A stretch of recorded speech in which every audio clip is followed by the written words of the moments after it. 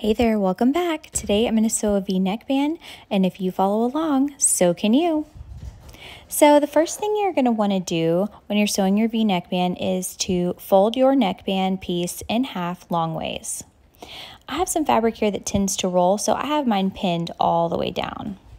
Once you have it folded in half, you are going to flip over the edges to line up the 4 raw edges together.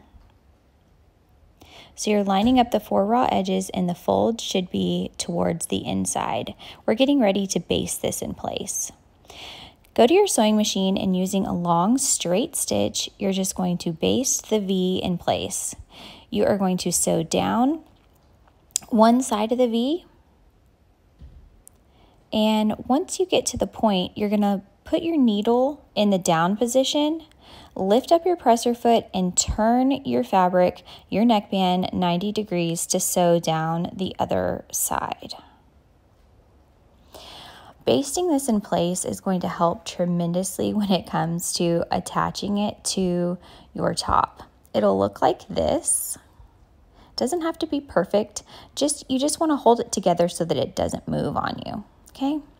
So now we're going to fold our neckband in half and just mark this middle back piece.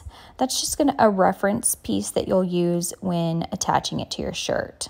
I've already sewn the shoulder seams on the shirt together, so I'm going to match up those seams to mark the middle back of the shirt as well.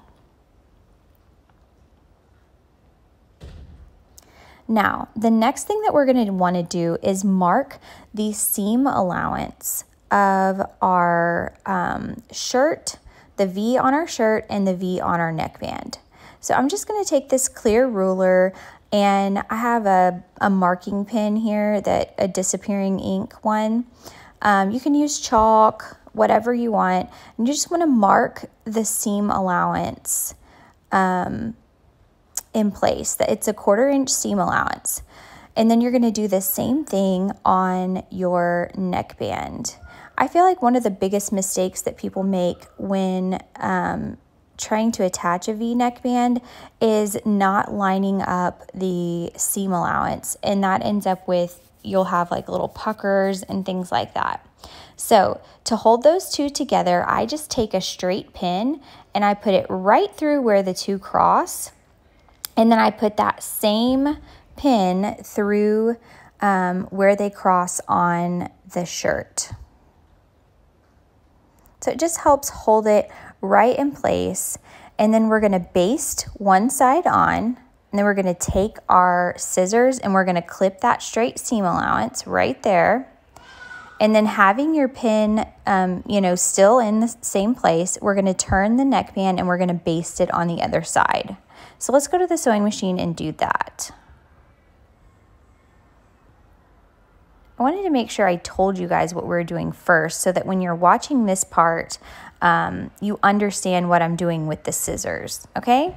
So just like we basted the neckband, you're basically going over the same spot. You're going to baste down to the point to where the seam allowance is, okay? With your needle in the down position, you're going to lift up your presser foot and you're going to clip that seam allowance of the shirt. It's just going to allow you to be able to turn it a little bit easier to baste on the other side of your neckband. Once you've turned your neckband, you just want to adjust this fabric and make sure that your line is straight when you're basting it on.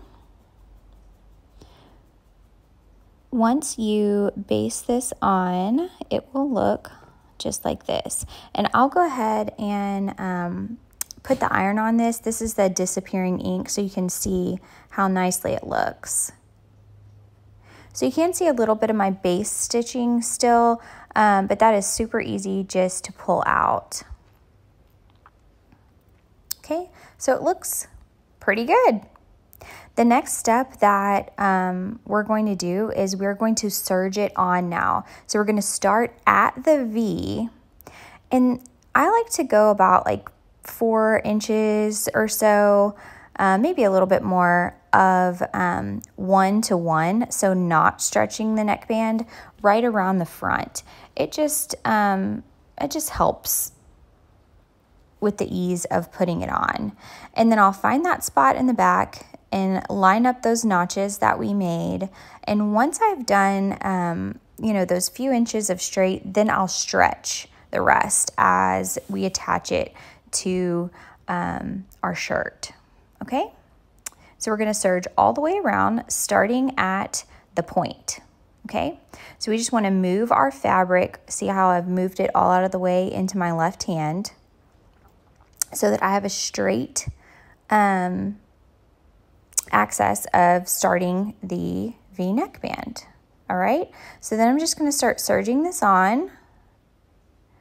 I've done it straight. That's where the pin was. And now for the rest of this, I am going to stretch the neckband to meet up with the back notch here. So I'm just gonna find a few places to hold on, and I'll stretch as I go. Just serging it on.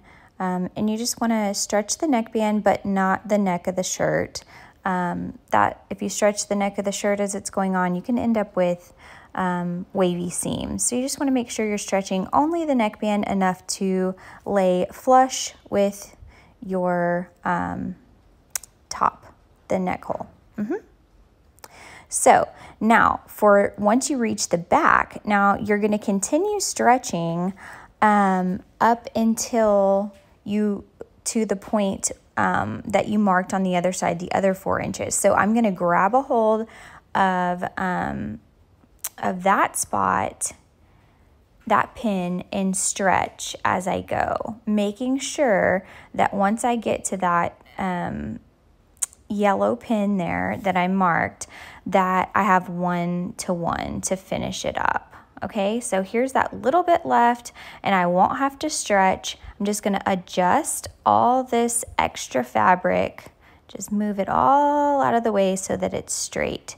You just want to be careful. You want to see where it's attached and be careful that your needle, your left needle, doesn't go past where you basted it on, or you could end up with a pucker.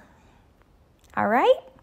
So that's what it looks like when you've serged it on, and that's what it looks like when you have finished it up.